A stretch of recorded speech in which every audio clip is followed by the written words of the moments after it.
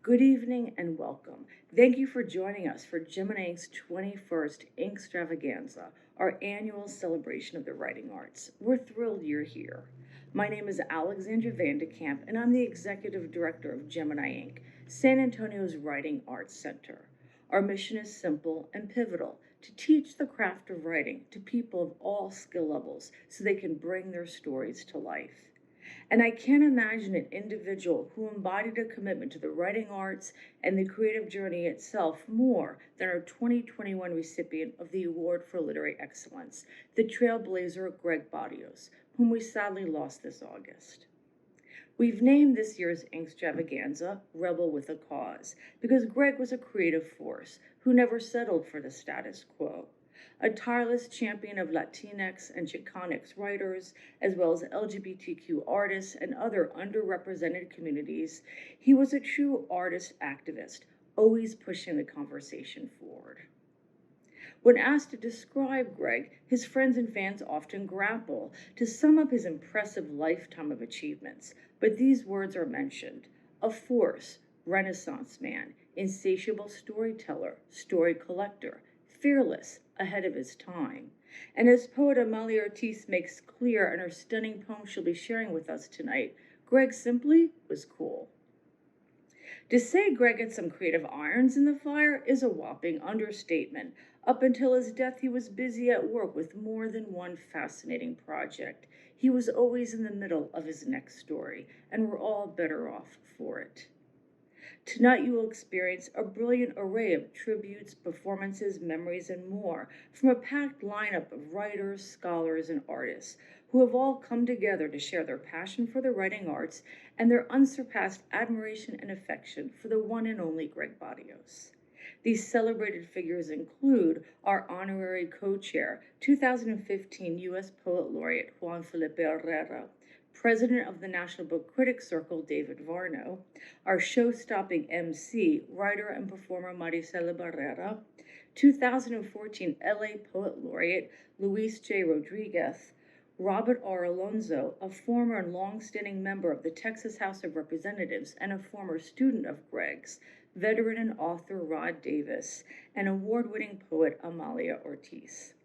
And Clay Smith, our moderator for tonight's featured segment, a hot off the Zoom press recording that we're calling A Conversation About Gregg, will be leading us through a conversation with panelists Dr. Ellen Riojas Clark, Dr. Ben Olguin, and UCLA archivist Javiera Flores, all weighing in on the multifaceted impact of Gregg Barrios. We will also be recognizing Sarah Colby and Carol Gonzalez with our Gemini Ink Teacher of the Year Award for their spirited and impactful work with youth in a year where student engagement in the virtual classroom was no small task. I encourage you to take advantage of our live chat. Say hello to your fellow book lovers, exchange comments, and join the virtual literary conversation. I also want to take a moment to thank the Gemini Ink staff, who are the magic behind all that we do, as well as our steadfast board, who continue to navigate our organization through uncertain times. Finally, a special thanks to this year's 2021 Inkstravaganza Committee, who had to make the hardest pivot of all, when we learned our celebration of the amazing Gregg Barrios would be made in memoriam. And now I'm excited to introduce our next speaker, our honorary co-chair, Juan Felipe Herrera. Just a few words about him. In 2015, Mr. Herrera was appointed the 21st United States Poet Laureate, the first Mexican-American to hold the position. He grew up in California as the son to migrant farmers, which he has commented strongly shaped much of his work. Herrera is the author of over 30 books, and we're thrilled to have him joining us here tonight. His opening remarks will be followed by the entrance of our amazing MC, Marisela Barrera, a writer and performer, bar none, who will be guiding us through tonight's show. Now I invite you to sit back, enjoy your standing ovation cocktail or beverage of choice, and watch the virtual show unfold.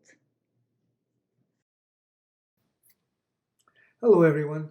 This is Juan Felipe Herrera, former Poet Laureate of the United States, and I'm here to honor Gregg Barrios' life, his work, all of you celebrating his life. and who he was: a great writer, a great playwright, a great human being. And to tell you the truth, that's what it really is all about. His poetry, his plays were really gifts. They look like plays, they look like poems. They were really gifts to all of us, to our communities, to breathe in the truths that he had found and he wanted to write about and express and give to our communities. And this is what he did all his life. So let us honor Gregg Barrios and let us honor everyone here today. Let us honor all life, which is what poetry and playwriting and Gregg Barrios was all about. And also the Gregg Barrios teen mentoring program. I was thinking about it a while ago. I said, wow, but I was only 15.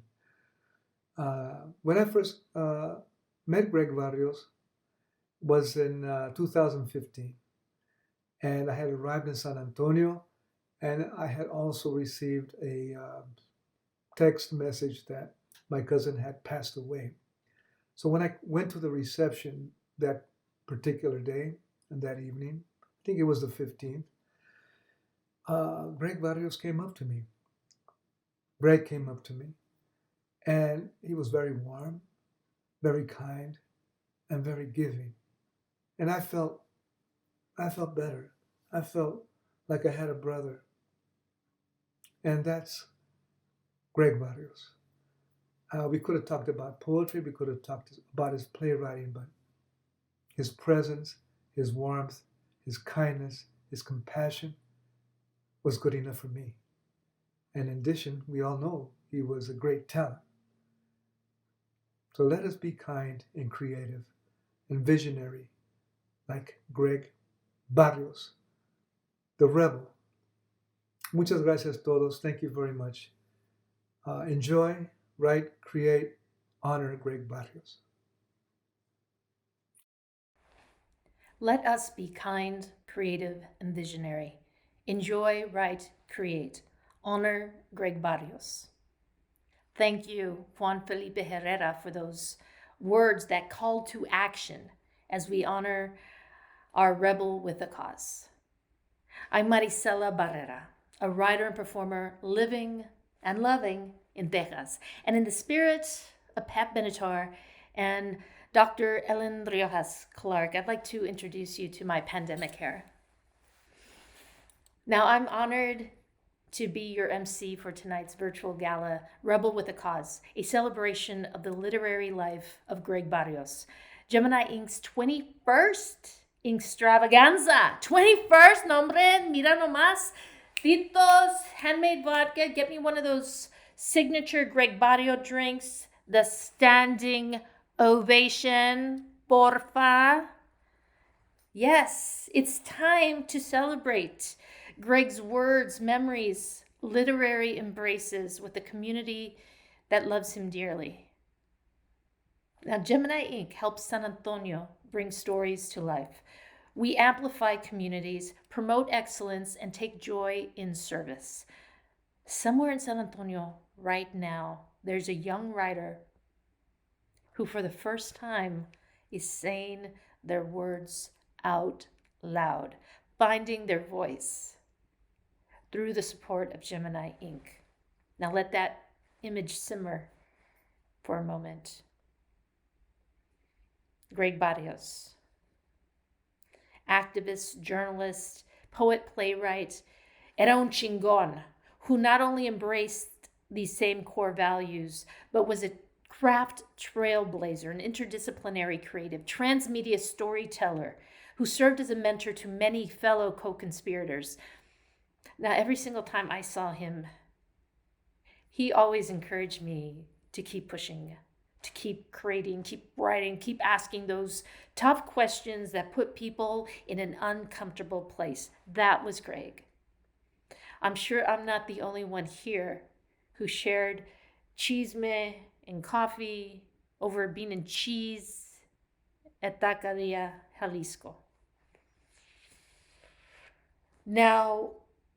Among his many ondas, Gregg Barrios worked to uncover surprising historical relationships through his work.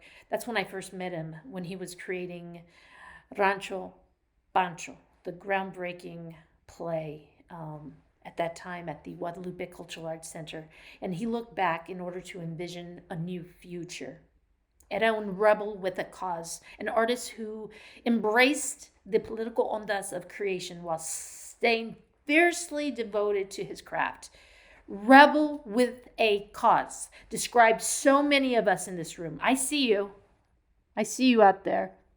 Yes, we connect through this virtual abrazo to celebrate Gregg Barrios, for he is us, and we honor him by continuing con fuerza our own creative journeys.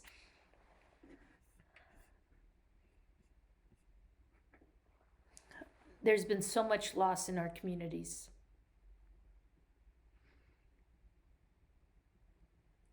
But there's also been strength, perseverance, ingenuity, actually, rascuachismo. We continue echando ganas because, like Gregg, we are rebels with a cause. Taking a moment to thank our premier sponsors for the evening, HEB, Tito's Handmade Vodka, the standing ovation made especially for this occasion, Frost Bank, the San Antonio Current, Trinity University Press, Martin Rico, Judge Bonnie Reed, Stu Schlossberg, the John Newman Charitable Family Foundation, James Lipschutz Foundation, Voces de la Luna, Voces de la Luna, Our Lady of the Lake University, my alma mater, Sandra Cisneros, and the Center for Medical Humanities and Ethics. Gemini Ink would also like to thank all our sponsors for tonight's 21st Inkstravaganza. Now, these sponsors can be found on their website. None of this would be possible without them. In fact, all the funds raised from tonight will benefit Gemini Ink's year-round programming and the new launch of the Gregg Barrios Teen Writers Mentorship. Now, keep that image of that young writer in your mind tonight as you hear stories from Gregg's friends, fans, colleagues, because it's through your giving tonight that this work continues, that it amplifies, okay? And that we have more of those voices that have been so isolated for so long now, finding their voice through their writing with the support of Gemini Ink. Whew. Sometimes I get a little emotional, you hear me? Give me that standing ovation. Next, I'm not talking to anyone, by the way. My dog is sitting right next to me. Next, let's hear from some close friends, colleagues, and friends of Gregg. They range from fellow board members of the National Book Critics Circle to poets, writers, former students, all who have been impacted by Gregg's remarkable presence in their lives. Gregg Barrios, presente. Hello, everyone. This is Luis J. Rodriguez. I'm honored to say a few words from my friend Gregg Barrios. And the words have to do with the fact that he not only does amazing work himself, he's a creative artist, writer, playwright, journalist, but he helps others. And my story is that when my book, Always Running, came out, Gregg Barrios sought me and wanted to do stories that would promote the book. And I find that to be a very endearing thing for anybody to do, especially another writer. It's always hard to promote one's own book, but then to go out and reach other writers, especially at the time, and about maybe 20, almost 30 years ago when Always When It came out, that he would reach out to me as a young man and help me promote my book. We met face to face. He got to meet my son, Ramiro, who was the basis for me writing my book, Always Running. Ramiro was a troubled young man in a gang, in and out of institutions. He ended up doing almost 15 years in state prisons in the state of Illinois. But Gregg was there to make sure that our story got told. And in the long run, the story, I would have to say, paid off in that Ramiro is now been out for almost a dozen years. He's doing very well. He's very healthy. He's clean and sober. He's doing Mexica Danza. He's actively working, mentoring with others and working with formerly incarcerated. So my oldest son, who's now 46 years old, is a father and a grandfather, and he's healthy, and I'm really glad to say that. But Gregg was there to help us get the word out, to save our young people, to not throw them away, to give them whatever resources, connections, and support that they can get to better themselves, to get through whatever trauma they're in. This is my story. This is my son's story. This is the story of many people, but it's also a story that needs to get out further. So I want to thank my late great friend, Gregg Barrios, and also for his own amazing work in helping others understand our gente, our struggles, that he so exemplary did with his own writings. Thank you all. Hi, I'm Rod Davis. I've known Gregg for about 20 years. We met at the San Antonio Express News. We both came there about 2000, and he was the book editor. I was the travel editor. We started having lunch together many times all over the city and became really good buddies and shared a lot. But what I want to talk to are not all the things he did in his career that many other people will talk to, but the thing that he did before that career started, which was serve in the U.S. Air Force. He was a veteran like I was. He was drafted at age 18 in about 1958 and got in the Air Force. He trained as a medic. He went to Vietnam a few times on TDY to help a wounded get back to the U.S. hospitals and so on, and spent his permanent duty station at Provincetown Air Force Base in Austin. And we never talked about that ever, really, until about 2014, when I was doing veteran support work then, and I got him hooked up with the Telling Project out of San Antonio, who were producing Telling San Antonio. Gregg became one of the people that in the cast. These are veterans that talk about their experiences on stage. It's very, very well done. He was the only Latino and only Vietnam era veteran, and he knocked it out. So after that, he really started to feel more interested in veteran stuff. We started talking about it together more. And his goal was to have another production of that called Me Vietnam Odyssey, which he was drafting up. He wanted to maybe have it at the Tobin. It would feature Latinos primarily and Vietnam veterans. Couldn't get anywhere with it. He still wanted to do it. He thought maybe it could happen at the Texas Book Festival next year. I don't know if that would have, but we could still make that happen. If anybody wants to, let's try it. I met the waiter that waited on him all the time at Mary Lou's, his favorite restaurant in San Antonio. We talked about Gregg's passing. He said, Gregg was a good man. Gregg was a good man. I think we should honor him for that. And I'll end now with what he used to end his emails to me. Peace, love, protest. Bye, Gregg. Hi, everyone. My name is David Varno, and I am the president of the National Book Critics Circle. I first met Gregg 3 years ago at my first NBCC board meeting. I already knew Gregg was involved in many things in addition to book criticism, but as he told stories at lunch about collaborating with Andy Warhol on experimental films, it dawned on me just how impressive and rich of a life he led. As part of his effort to recognize the often underpaid, underappreciated work of book critics, Gregg funded an annual cash prize of $1,000, beginning in 2012, a tradition that we will continue to uphold. He also chaired a prize committee for first books, served as the organization's first VP of Diversity and Inclusion, and advocated strongly for literature and translation. As part of the NBCC's effort to carry his legacy, we have named our new award for books and translation in honor of Gregg Barrios. All of us at the NBCC greatly miss Gregg, and we thank you for allowing us a moment to share his invaluable contributions. Hi, I am Roberto Alonzo, a Crystal City, Texas native. I grew up as a Texas farm worker. My mom went to the 3rd grade. My dad went to the 1st grade. In high school, I played a key role in a Barrios production that superimposed the Chicano experience onto the classic Bizet opera Carmen. Through his teaching, Mr. Barrios taught us in theater, in literature, and books to learn how to be proud to be Chicano.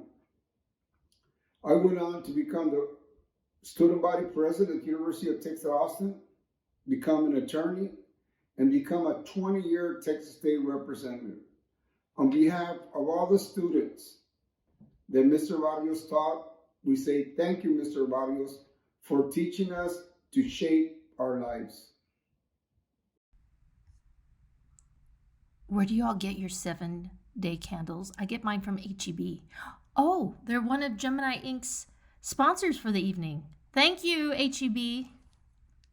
And thank you to Amigos de Gregg for sharing your remembrances.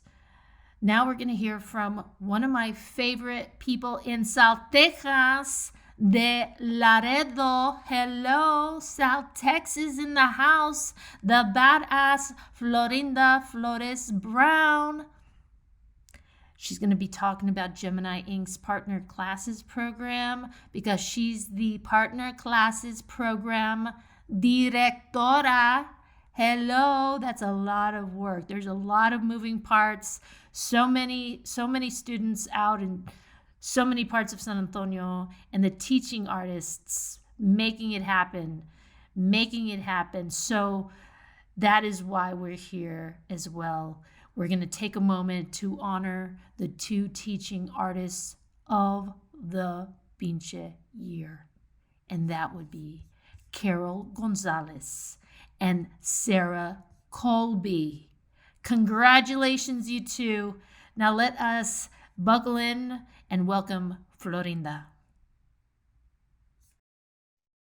For the last 23 years, the Partner Classes program, formerly known as Writers in Communities, has sent teaching artists, all of whom are professional writers, into diverse community settings to teach the craft of writing to San Antonio's most underserved residents.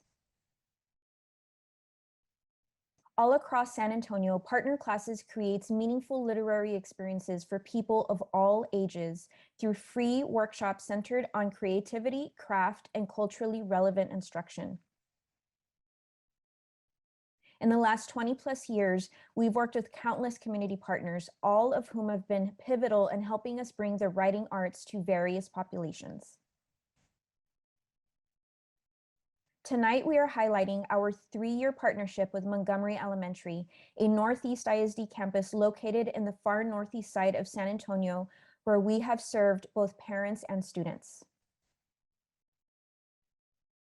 Thanks to Rackspace and HEB, Gemini Ink has provided 3 16-week workshops to 3rd, 4th, and 5th graders, as well as 2 bilingual workshops for parents. To date, we have published 2 sets of broadsides plus 2 anthologies of writing from Montgomery.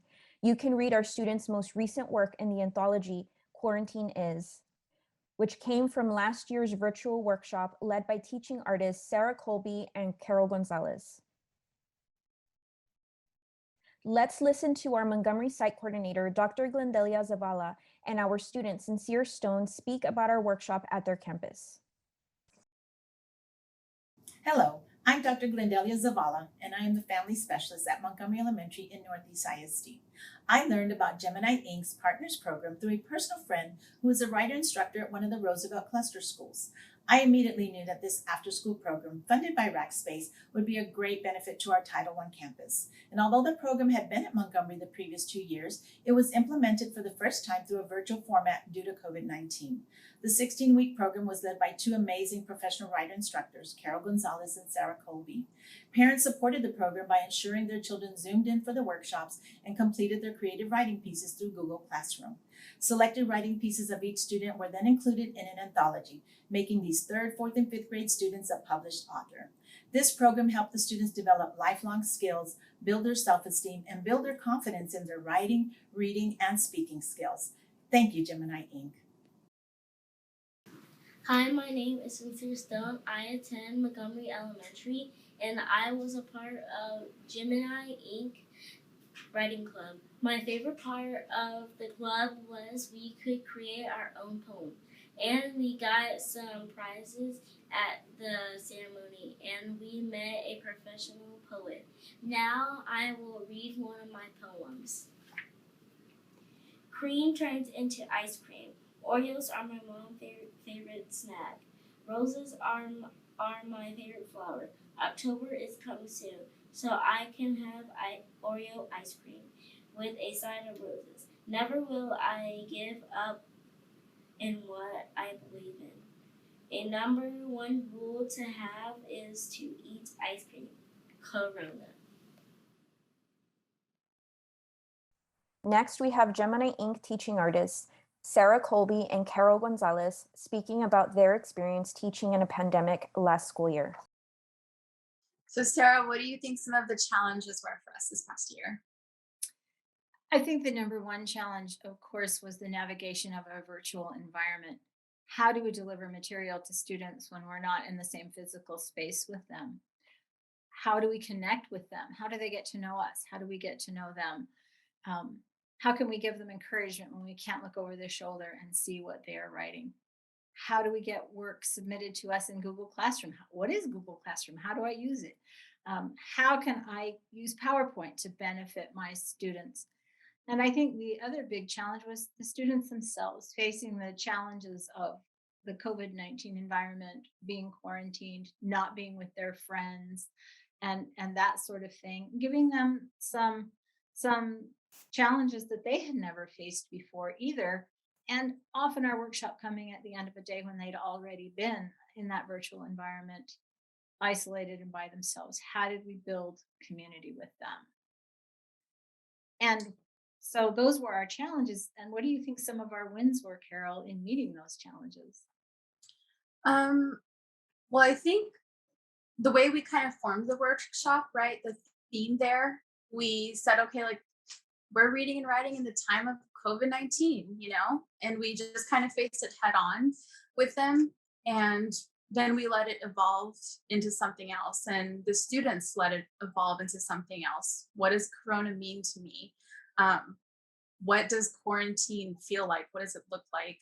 And then it kept evolving through the year kind of naturally. And I think that was a really big win for us because it kind of let them push forward to what else could we imagine? What else could we create here? And so I thought that was great. And then something else is that you, me, Dr. Zavala, Miss Bonds, we had a really strong community effort. And I think that proverb came along, it takes a village.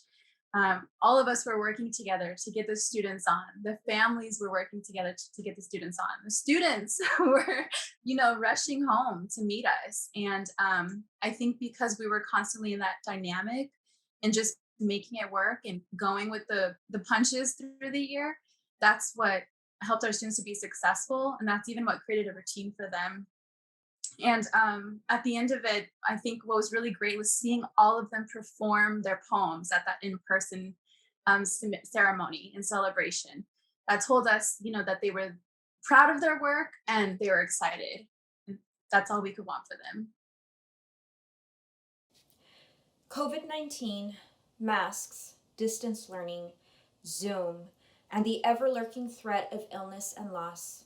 These are the things that define the 2020-2021 school year, and it was amidst this harsh reality that Gemini Ink teaching artists used ingenuity, grit, unwavering dedication, and teamwork to build virtual writing communities that fostered student creativity and craft. Tonight, we are honoring our teaching artists of the year, but before we do that, I want to take a moment to thank every Gemini Ink teaching artist who worked tirelessly to bring the writing arts to San Antonio youth this year. Thank you, Erika de la Rosa, Jim Levia Havlin, Joyous Winrider Jimenez, Chibi Orduña, Kristen Barron, Laura Van Pruyen, Clint Taylor, Mandy Lynn Lara, and Amina Deshay. Because teamwork was absolutely vital to the success of our workshops last year, we are honoring a teaching team tonight, Sarah Colby and Carol Gonzalez, as our Teaching Artists of the Year. For their workshop at Montgomery Elementary, Sarah and Carol set the tone of their class for 3rd, 4th, and 5th graders through a daily mantra of self-affirmation. I am here to learn about myself as a writer. I am here to learn from others through listening. I am here to allow myself to be creative.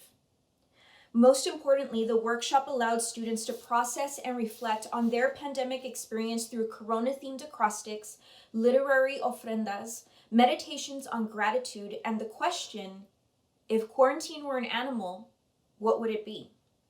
Special shout out to Joyce Winwriter Jimenez for that writing prompt, which is on our Gemini Ink YouTube channel. What really made Sarah and Carol stand out was how they used synergy and adaptability to deliver exceptional creative writing instruction despite the challenges of virtual teaching and a million other stressors. Their teaching partnership was goal and solution oriented, mutually supportive, tenacious, unified, passionate, and full of humor and fun.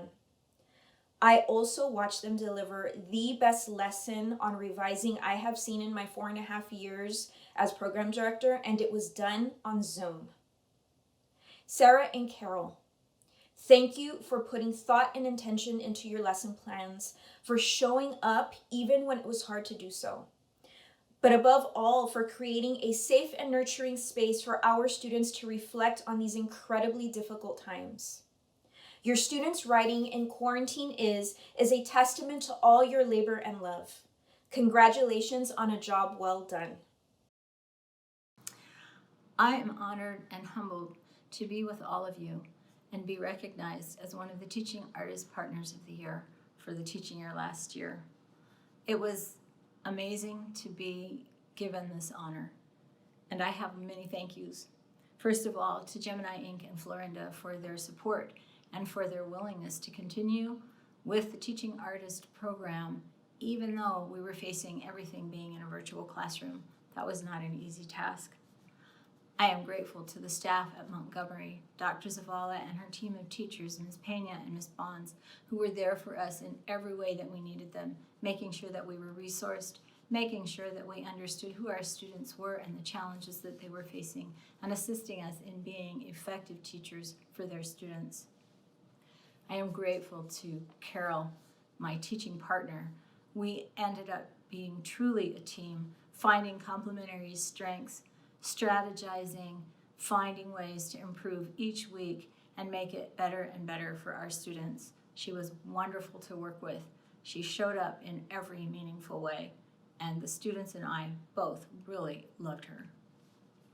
Most of all, I am grateful to our students for showing up and for participating in what was a difficult and challenging year.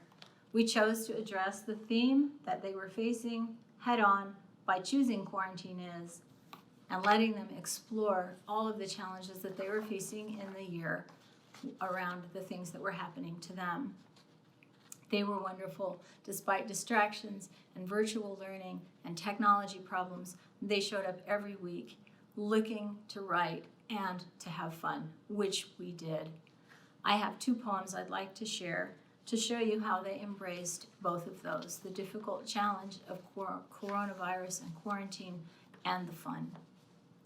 Azanet de Hoyos, Corona. Caterpillar waiting to sprout its wings. Oh, how I miss school and swinging in the swings. Right now, I'm sad. Oh, later I am mad. Never play. At home, I stay. Breonna Cooper, with her optimism for the new year. I hope the new year is a happy color like yellow. I hope the new year is like the yellow in mac and cheese. I hope the new year is waving at everyone as long as it can. I hope the new year is slow like a sloth, so we can enjoy the good things about it. Thank you. First and foremost, I would like to thank my mother. Thank you so much for always supporting me and for always taking me to free writing workshops when I was a child. Thank you to my father for always having a wall full of books for us and for constantly reading us bedtime stories. Thank you to my brothers Robert and Michael for continuously pushing me forward and hoisting me up, and for introducing me to the arts communities when I was a child. Thank you to Leonardo, my son, for being my constant motivation. Thank you to his father for always wanting me to have the best and to never settle for anything. I would like to thank Gemini Ink and Nan Cuba for creating this organization and for wanting to pass on the literary arts to the community.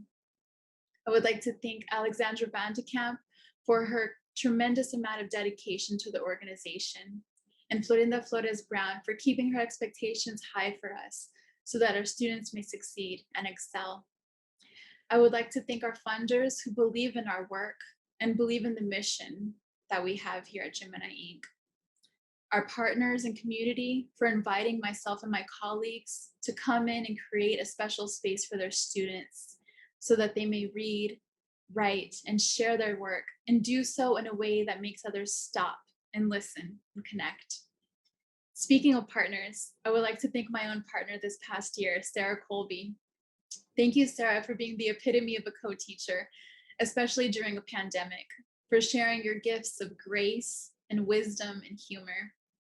And to my mentors and peers alike, for constantly pushing me forward to have me keep writing my own work and to share my passion with my students and community.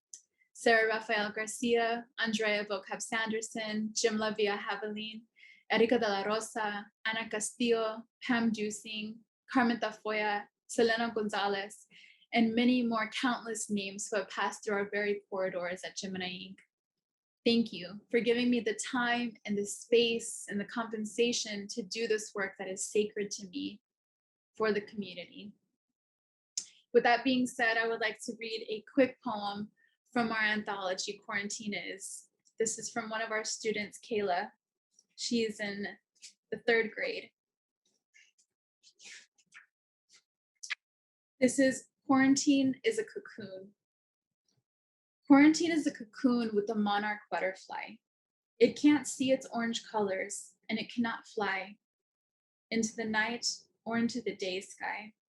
And it cannot spread its wings and see its bright, colorful colors that if it looked at the beautiful water, it will reflect. Thank you so much. Okay, you all, now we're going to be treated to a very special conversation with some of Gregg's closest colleagues, and this is going to be moderated by our very own Clay Smith. Now, let me tell you a little bit about Clay. He is now the Chief of Literary Initiatives at the Library of Congress. Congratulations, Clay. Yes, that's the office that oversees the United States Poet Laureate Program and also curates the National Book Festival. So great position for him. Congratulations. So he's one of the founders of the San Antonio Book Festival, but he was the former literary director of the Texas Book Festival and the former editor-in-chief of Kirkus Review. So Texas is pretty well represented over there. In 2015, he was elected to the board of directors of the National Book Critics Circle and has written for the New York Times Book Review, among other outlets. And he attended the Cultural Reporting and Criticism Graduate Journalism program at NYU and started his journalism career at the Austin Chronicle.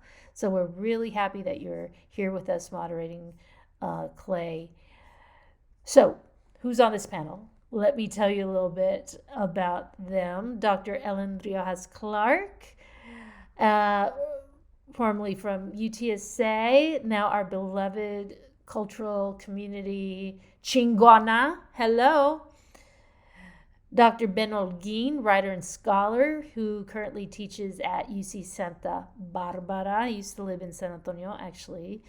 Was neighbors with Gregg. And we also have Javiera Flores, the librarian archivist over at the Chicano Studies Research Center at UCLA.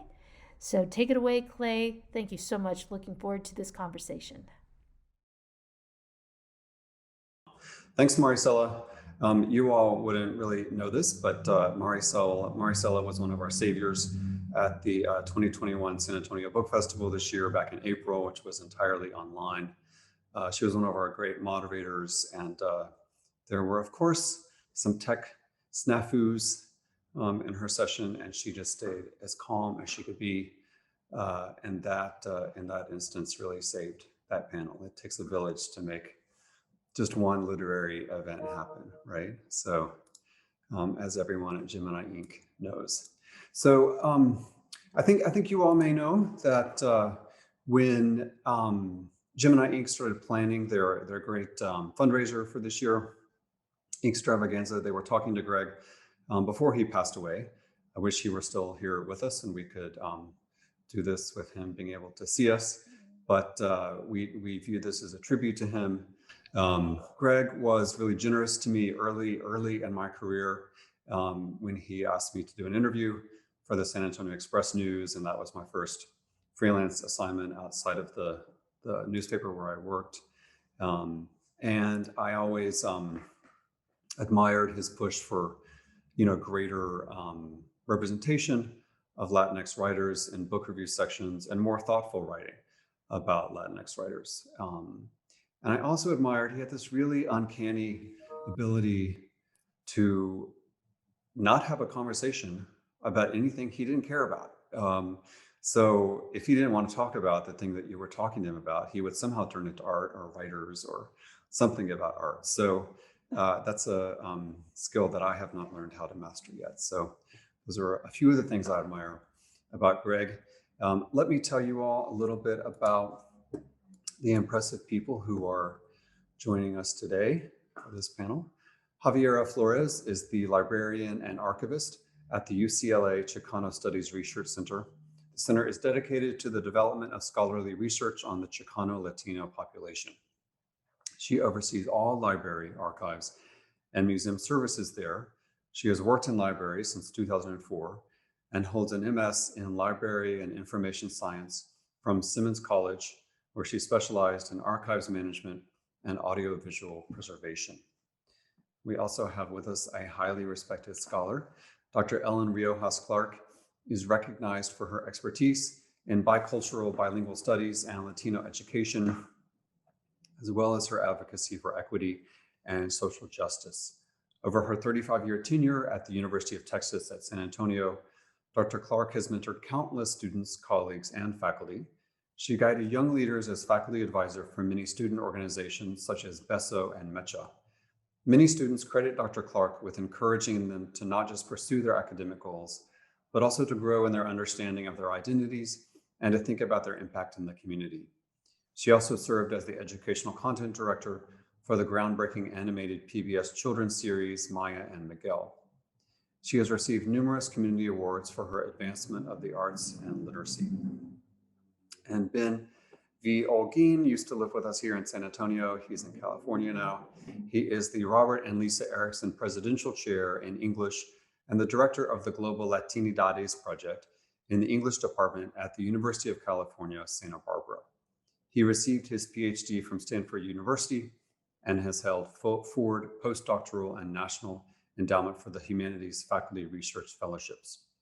He has served on the faculty in the English departments at Cornell University and the University of Texas at San Antonio, with visiting appointments in the Center for Mexican American Studies at the University of Texas at Austin. So welcome to all of you all. Can you all just tell us briefly how you met Gregg, or in what capacity you worked with him, and then we'll hear a little bit from Javiera about the work she's doing on Gregg's archives. Ellen, I know you've worked with him or known him the longest, so tell us how that happened. Well, I first met him briefly at the first walkouts when we went to Crystal City to teach under the trees, and he was one of the teachers that came in. Following that, of course, the city council and so forth changed in Crystal City, and he became a teacher. He decided to stay there. And that for me was the most wondrous thing, to sit in his class and hear him teaching Tomás Rivera's book, Y no se lo tragó la tierra, and Tomás being from Crystal City. and the children, or the students, high school students, knowing about him was a very dynamic moment. And also one of his premier students was Peter Falcon, who then later went on to become a big time actor in the Fellini movies in Rome. So from the very beginning of my meeting Gregg, it was through social justice, it was through teaching, and it was through affecting young people's lives. What about you, Ben? You, as I said, you used to live here in San Antonio. Is that where you met, Gregg? Yes, I actually credit Ellen for introducing me to Gregg because she invited me to be part of a visionary grant she had. It was an NEH Summer Institute to teach secondary and high school teachers how to incorporate Latinx literatures in the classroom. It was visionary, and she ran it 3 times. And one of the teachers we invited was Gregg. And I was beside myself when I saw his application because I had known of him through his archival work on Fred Gomez Carrasco, who I write about in one of my books on Chicana and Chicano prisoners. And so it was an amazing opportunity. And it was like a no-brainer. I think he was the first person we accepted. And he subsequently decided to move to San Antonio, and in fact bought a house 2 houses down from me, and we became neighbors. And I'll share other stories about how wonderful that was. Great. And Javier, you met him just through your work as a librarian and archivist, right? Correct. I met Gregg a few years ago. I want to say like 2018 was when we first met. And it was through my director who he had been in contact with, or the former director at the time, Dr. Chan Noriega. I'm not sure in what capacity they knew each other, but it was like, Javiera, I know you're going, at that time I was going to a conference in San Antonio for the Society of Southwest Archivists. And he said, I want you to drop in on some friends of mine and see how they're doing and see how they're archiving their materials. So he was one of them. And actually, I remember when I called him, and I was like, oh, is today a good day to stop by? Because I was in San Antonio for about like a week between, going to these conference panels. And he said, well, I got to interview Jorge Ramos today, but maybe tomorrow. And I was like, oh, okay. But we chatted really quickly. And I was like, this is going to be really cool and really interesting. And yeah, so the next day I went to see him, not actually knowing very much about him. And by the end of that day, I mean, we spent pretty much the whole day together. I was like, he is now like a tío mío and mentor and friend, and just sharing amazing stories, sitting between the old green couches that he had in his home that was on is it McCullough off Cortland? Mm-hmm. Okay. I'm over still in LA, so I'm just like, I kind of remember San Antonio and I only really know it from him. So yeah, just sitting in those couches and talking, and he would be telling one story and it would bring up someone else. And so he'd bring out, photographs or artwork, and he showed me all his books, and really was just kind of getting to know him and seeing everything that, he collected, but also where he fit in all these stories throughout history, which was really amazing. Yeah. So that's how I met him. Right. Right. And tell us just a little bit more about what it's been like archiving all those papers, because as you were sort of alluding to, I mean, there's a real, I don't know if peripatetic is the right word, but Gregg sort of had his hand in a lot of different scenes. I mean, as you said, he was a screenwriter, he's a playwright, he was a book critic, he was an activist. I mean, tell us a little bit about sort of the Renaissance man nature and what it's been like for you to sort of gather all those different papers. Is it difficult when someone is that sort of diffuse in their interest and influence? It is, but it's also, that's what is the exciting part, is how complex it is. Mm-hmm. Because really wanting to do each part of who he was justice. So, because he wrote a lot, not just where someone might collect all the articles that were maybe published, but seeing, where are the, notes that you wrote on napkins? Where are the letters that you wrote with people? What influenced you? So all of that kind of in a holistic way tells how he formed as a writer and what were the influences around him. Ellen, do you have, I mean, tell us what you want everybody to remember about Gregg. I mean, do you have any stories that stick out in mind I've to known you? him so long. I have tons of stories, but I Yeah. think that your description of his archives is also reflective of how he was always very organized. And Ben, as you well know, all his bookshelves and so forth, he could find everything at the moment in a sense. But it also meant that when he would write, he had all of that information there. He could go back and dig for original research rather than secondary work. So for us to know him was always like a big fountain of information. You drop a name and he had the personal story from Candy Bar to Carrasco to, and there were personal, intimate stories. And I think that what I found from his work and being with him was that he thought everybody had these stories and all of them should be documented, and the importance of personal experience as a natural resource. So that I think was fantastic. We used to have film nights. We'd pull out an old movie that he had done some work with or knew who was in the movie, and we'd spend hours discussing them.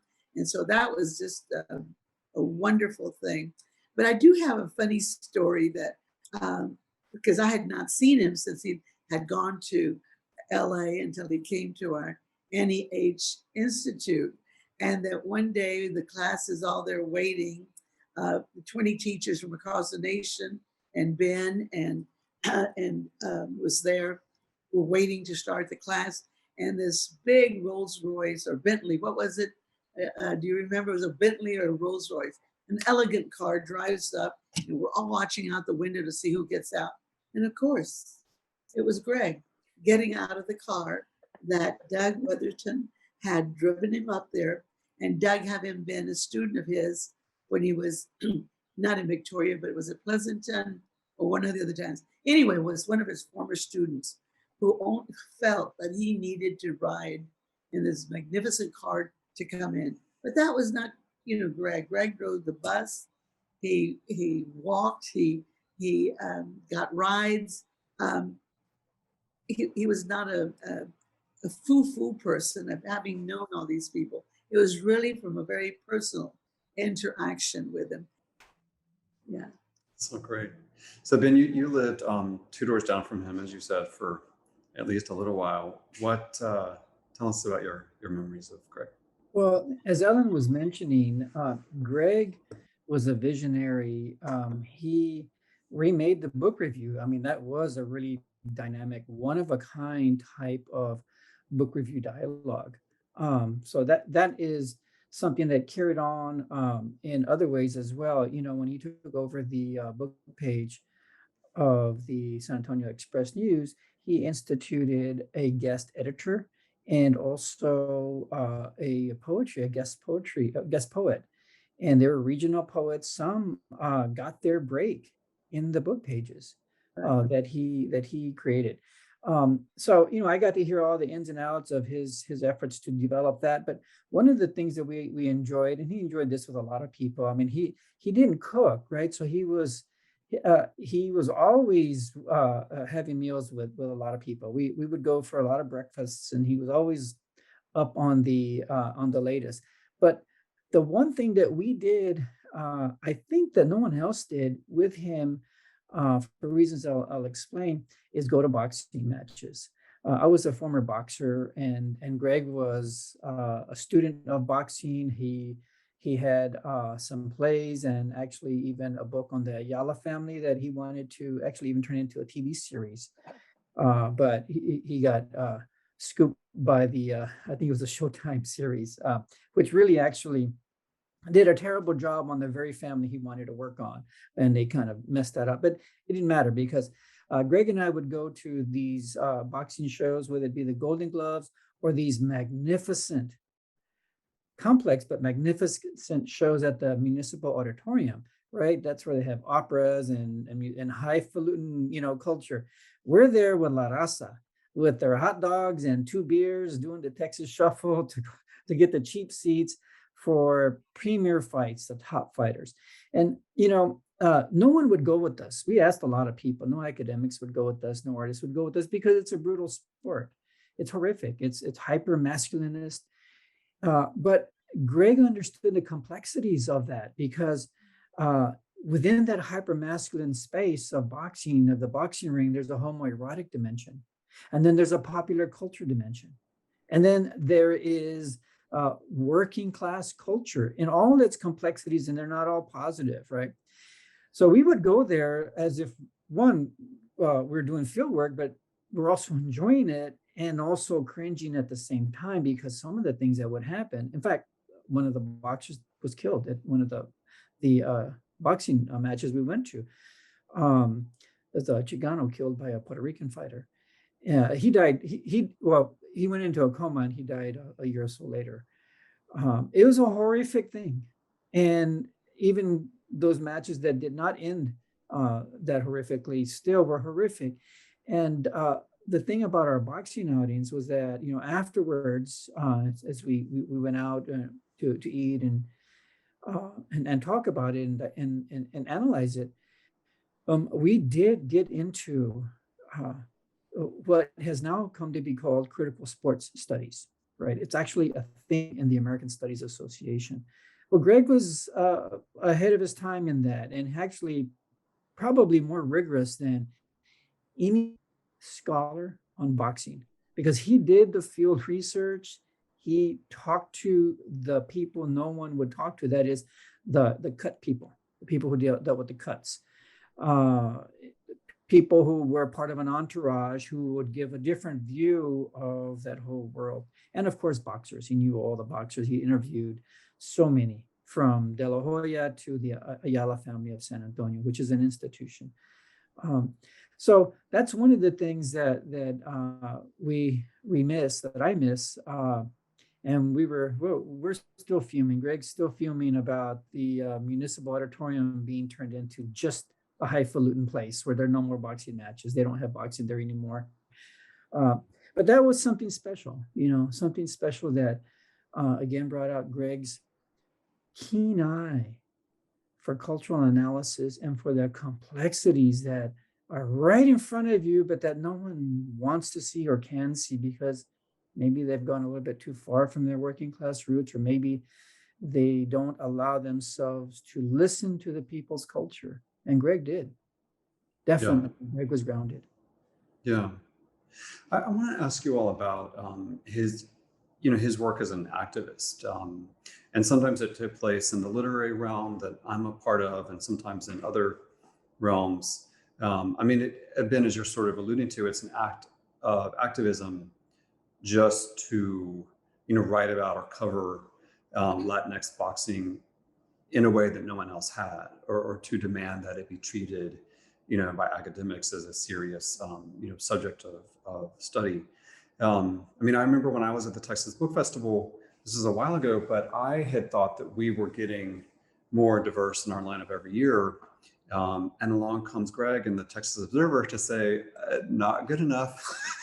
So that doesn't feel great when you're, on this side of it, and you think you've been doing a good job, and here comes Greg to cite numbers and to, cite with names of specific writers who could have been invited. But it did make the festival change. That was a really admirable thing. Greg didn't have any fear in that context. He just assumed that he should be right there at the center of the conversation. And I wondered if Ben and Ellen, if you had any thoughts in this context, or Javier, if you've seen any documents or just read his coverage in the past where you could say something about this as well. Well, I'm interested in seeing what Javier has to say based on the archives. My might be just personal stories. Yes, he was a great activist and always on top of representation, underrepresentation, and so forth. So I saw examples of that. But I'm interested in hearing from you that over the spans, what do his archives indicate about that? It's so interesting that Clay mentioned that like he didn't have fear, because my first thought was he was fearless. He had no problem going into spaces that were not created for him, right? Even in pursuing his knowledge of his love for reading as a child, right? He would go to the library. And I remember him telling, when he found out, he's like, oh, I'm working with the librarian, not just the archivist. He's like, it's actually the librarians who got me that job at the paper to start doing book reviews when I was a teenager. And I said, what? And so that he was just so passionate about reading. And he would go into the library. And at first, these two older, white women were very kind of like, what is this? He would say, what is this little Mexican boy doing here? And they realized, he was in the adult section and he was reading books, and he could talk to them, about it. And they were just so fascinated by him. And when the editor of the paper actually approached them, like, you ladies work in a library, you read books. Do one of you want to do a book review? I guess they kind of like looked at each other like, you want to talk to this young man, like he's the person. He has such a great insight into and This is a great story. This is in Victoria, right? This is in Victoria, yeah. And just like great insight. And like he's still probably like preteen. I feel like because I think he didn't start writing for the paper until he was like maybe like 15. And even the editor was like, wait, what? You want me to ask this this teenager to write? And so did he keep the clips? Did he keep those original? I haven't, we're still going in depth on all the stuff that's there, because only some of it's at UCLA right now. It's still figuring out what he had and in our conversations what he had actually ready to send us. So and really where it was just kind of like, well, we know your dad, because his dad was a well-known photographer in the area. So it's like, okay, I know your dad. He sometimes gives us pictures, or we ask him to shoot some stuff. So I'll give you an opportunity, kind of thing. and that's where he's like, okay. And so really just kind of the same when he fell in love with like Elvis Presley, and he's like, I'm gonna start my own fan club. And he's like, and make myself president. And he wanted them to show Elvis Presley movies in Victoria.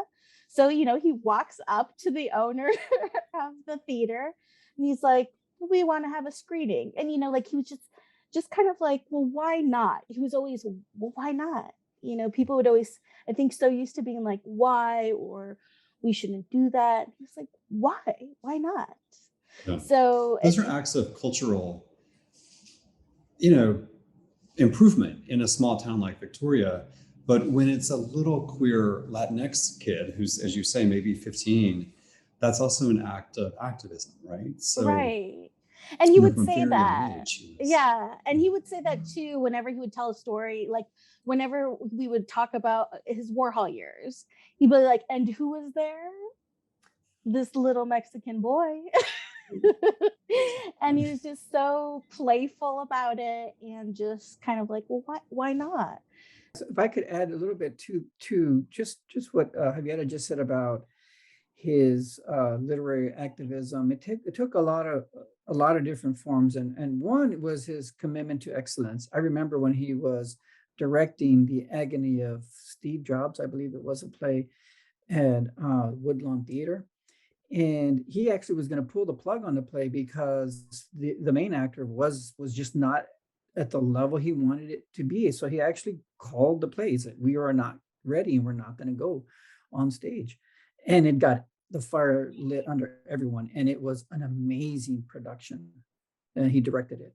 But his literary activism, is based on this idea of excellence and thoroughness and precision.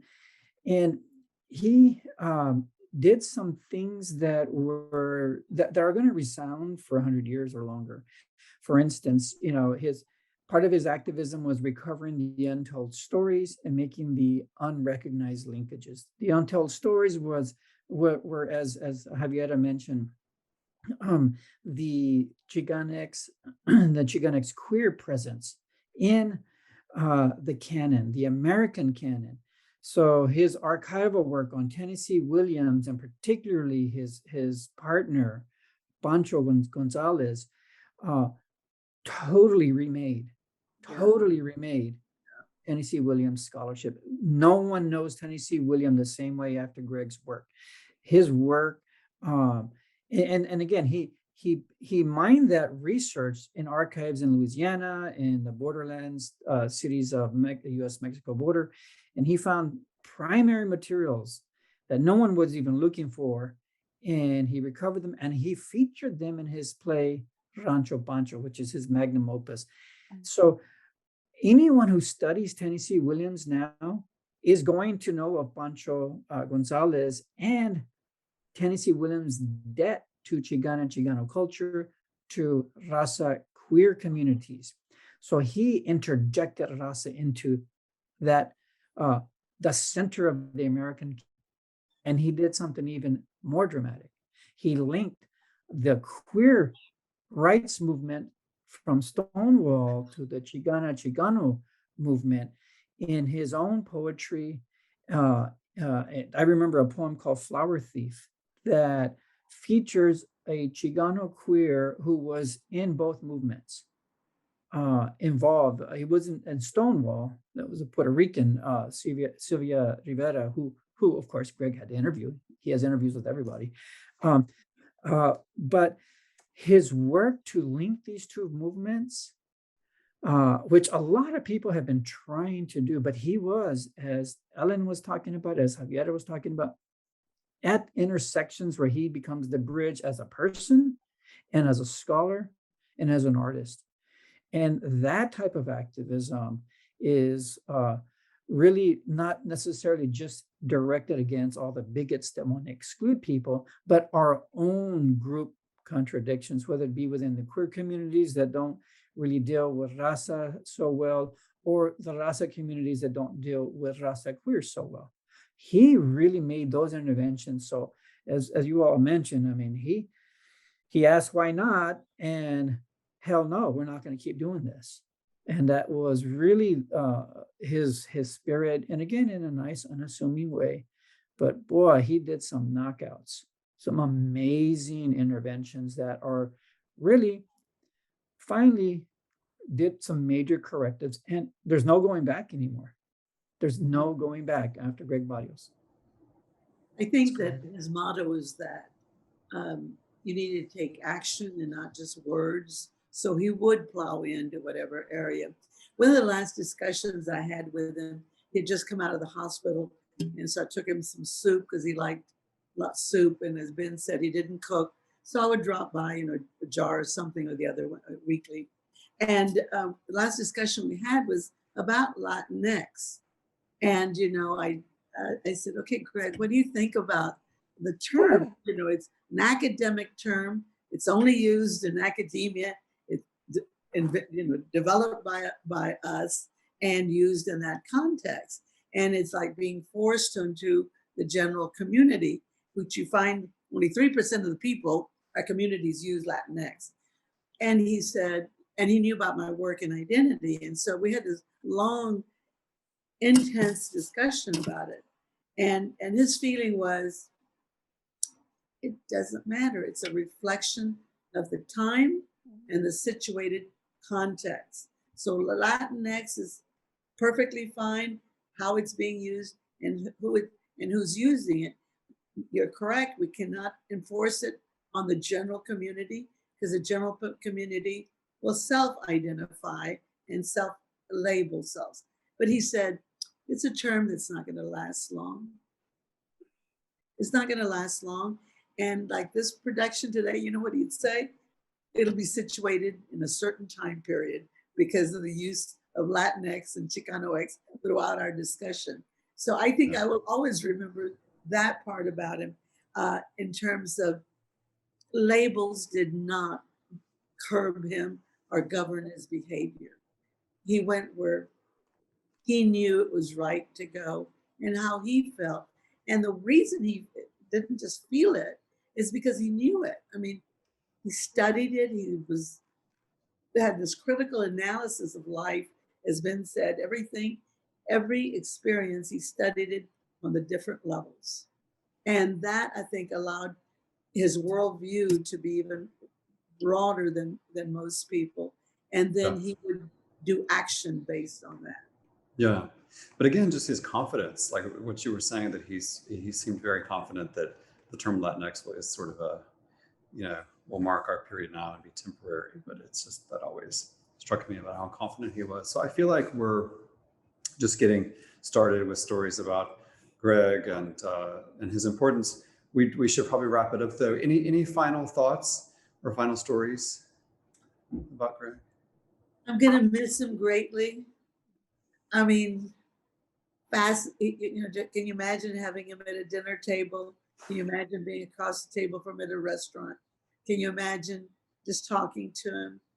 I don't think I've ever met somebody that was as deep and as broad and as intense as Gregg was. I would say that Gregg really, to me, he embodies the expansive possibilities of mestizaje. Let me give you an example. In addition to being into all different types of musical genres, right? I mean, like everything from just everything, Juan Gabriel Banda to David Bowie to some punk. He had a record collection actually that he was selling and giving away, and just like first presses of a lot of vinyl.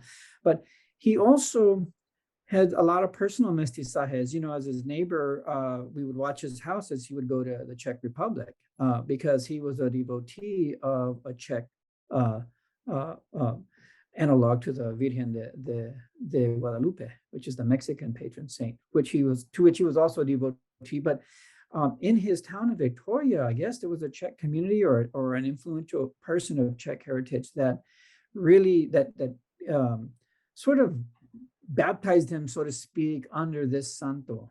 And so he would make his pilgrimages to the Czech Republic, which is, as we know, in the 90s and the 2000s, was being transformed, right, by the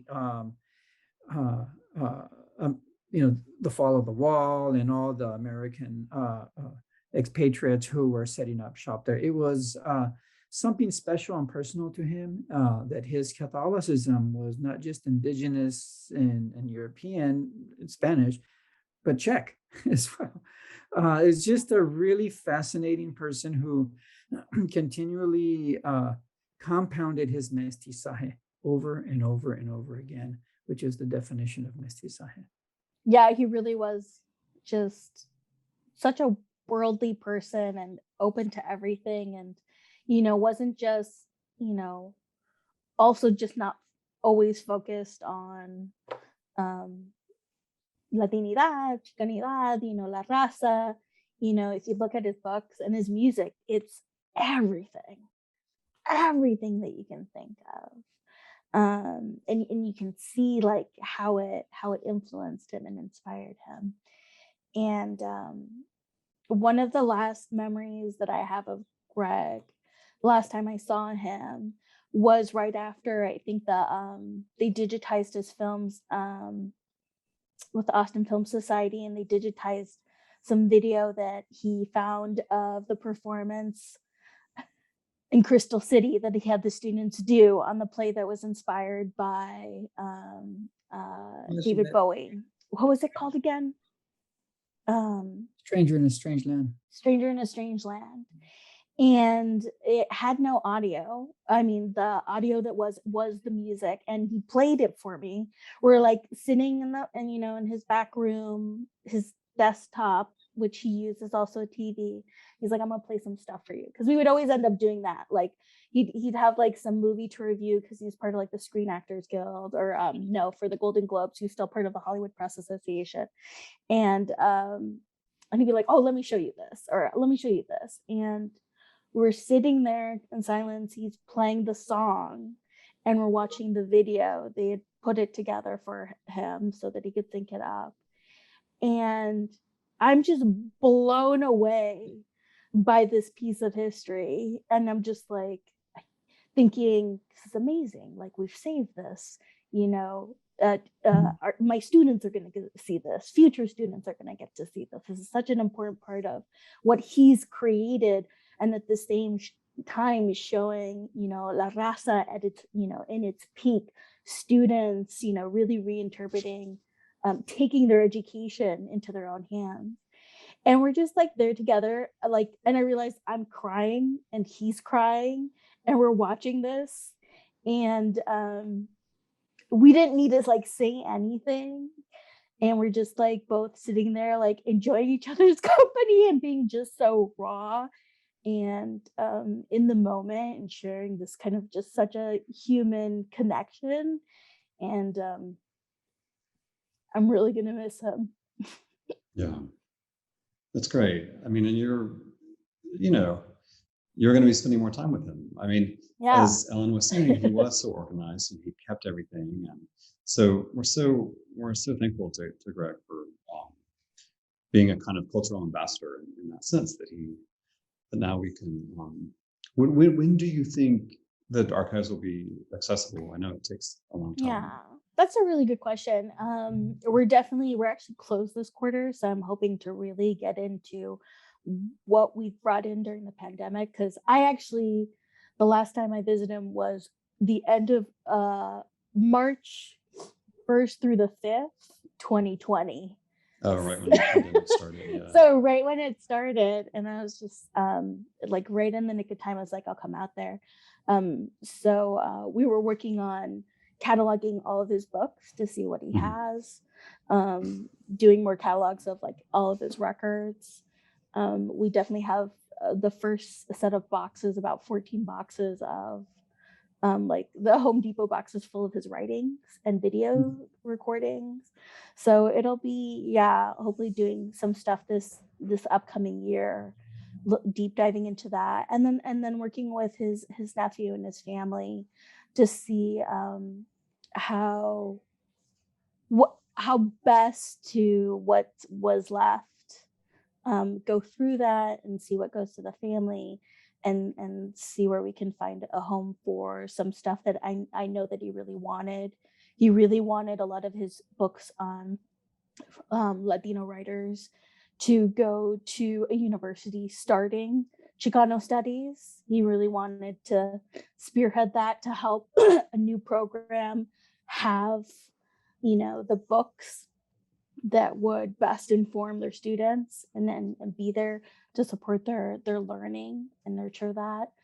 I know that he really wanted to support more journalism, Latino journalists, and he wanted to publish some materials. So we might be involved in that and seeing, you know, he also had his Carrasco research. You know, he was gonna come out soon with his candy bar plays. So there's still a lot to go through, but hopefully we can start at least giving some insight within the next year of what all is there, and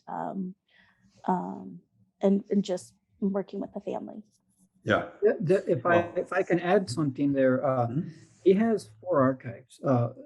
There's a small portion at the University of Texas at Austin. University of Texas at San Antonio bought a big portion of it. And then UCLA, I think they've done 2 phases of collection early on, and then now more recently. I could be wrong about the earlier part. And then he sold some photo materials to the Getty. That's correct. And then he has a whole bunch of a music archive. I don't know how much was left. I don't know if that's going to UCLA. And of course, the books, as Javiera mentioned. There are a lot of book collectors wanting to buy his collection, and he would sell every now and then a first edition of one thing or another. Yeah, it is an invaluable resource. It could jumpstart an entire Chicano studies program. It really could. I don't know where they're going to go.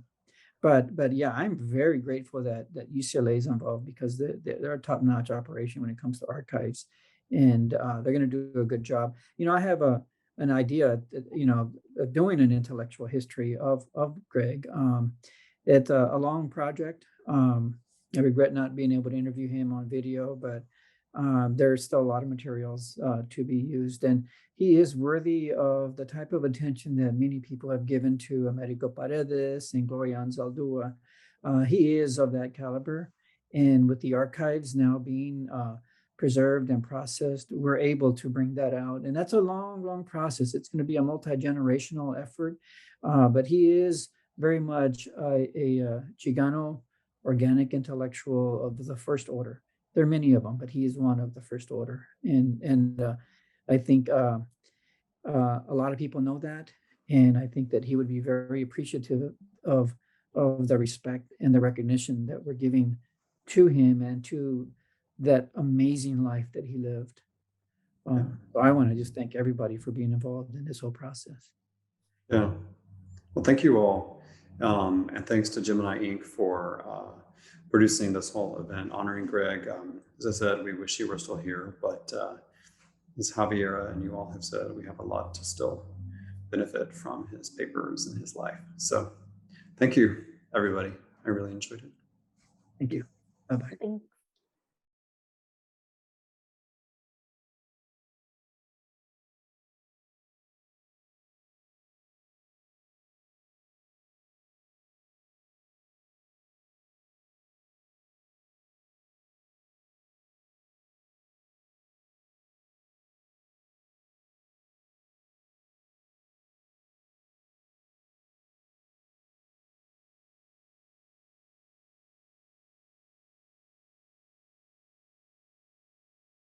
Thank you, Clay, Ellen, Ben, Javiera, for that insightful conversation. You brought us into moments with Gregg and discussed so much about his work and his ondas. Gracias. Next, we have a poet who really needs no introduction, so she deserves one thing, and that is a high kick from Tejana Rascuacha, Amalia Ortiz. Before we cut to Amalia, let me say a few words from her bio because it's so badass. She was awarded the 2020 American Book Award for Oral Literature and appeared on 3 seasons of Russell Simmons Presents Deaf Poetry on HBO. So sometimes you just need to take a breath. NBC Latino named her book of poetry, Rant Chant Chisme, one of the 10 great Latino books of 2015. She was also awarded the 2015 Writers League of Texas Poetry Discovery Prize.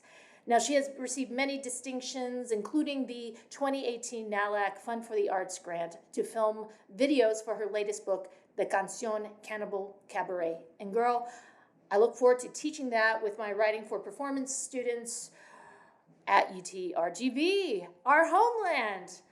Most recently, she was awarded the Gregg Barrios Precious Words Prize for her performance in this year's Mega Corazon. Let us welcome Amalia Ortiz and her poem dedicated to Gregg. Cool. Take it away. Hi, I'm Amalia Ortiz, and since the passing of Gregg Barrios, when I run into people and we talk about him, the number one word that comes out of my mouth is cool. Gregg Barrios was cool. And then later when I reflect upon that, I'm like, wow, that sounded really dumb. That's like how a 12-year-old describes their bike, their favorite bike. But then reflecting upon that, there is a little bit of truth in that. Not necessarily that I think of him the way that an adult thinks of a bike, but definitely the way that a child would think of their favorite bike. And the more that I reflected on this term cool that always comes up when people talk about Gregg Barrios, I knew I had to write this. The definition of cool for Gregg Barrios.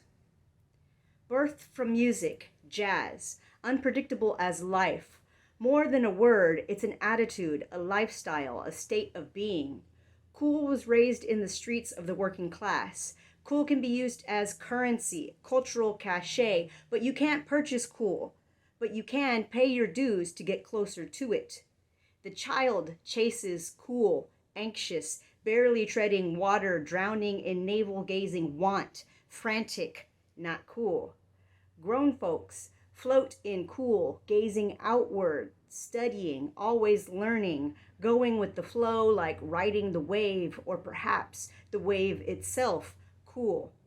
A presence, an essence, an elusive experience, felt like a smell or a chill or a brief electric shock at a voltage almost imperceptible, like finger on the pulse, or perhaps the pulse itself cool.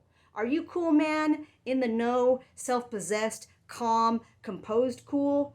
Arbiter of taste and emotional style cool? Fashionable, or perhaps fashion itself cool?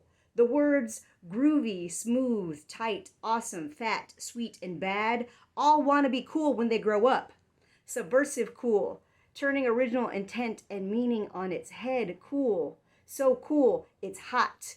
Cool is a moment, a movement, gesture as poetry cool, a heartbeat. The vibe just passes through and then is gone. Don't chase it. That's not cool. But have faith. The universe will bring cool back around. Until then, we wait. Cool to pass to the quarterback. Cool, never break a sweat. Born with it. Cool, studied. Cool, knee-jerk. Cool, calculated. Cool. Up in the air above the pedestrian, cool, down on the streets, pounding the pavement, cool, innovative excellence, cool, deliberately hip, cool, accidental cool, I just woke up like this, cool, planning for perfection, but polishing flaws into the design, cool, it was meant to be, cool, I am enough, cool, I am more than enough, cool, give no fucks, confident, cool, standing in one's truth and being seen, cool. Not everyone's taste, but an offering for all at the table, cool. Timeless, cool. Boundary breaking, cool. Sometimes larger than life, cool. Sometimes humble, quiet truth, cool. Embrace the now, cool. The personal, eternal, yes and, cool. Yes and, cool. Yes and, all shall be well. Cool, all shall be well. Cool, all shall be well. Yeah, and all of that is Gregg Barrios. Gracias, Amalia. Some words I jotted down from your poem: standing in one's truth, boundary breaking, quiet truth, embrace the now, and all shall be well. And that reminds me actually of one of my favorite poems, the T.S. Eliot, and all shall be well, and all manner of things shall be well, when the tongues of flame are enfolded into the crown knot of fire, and the fire and the rose are one.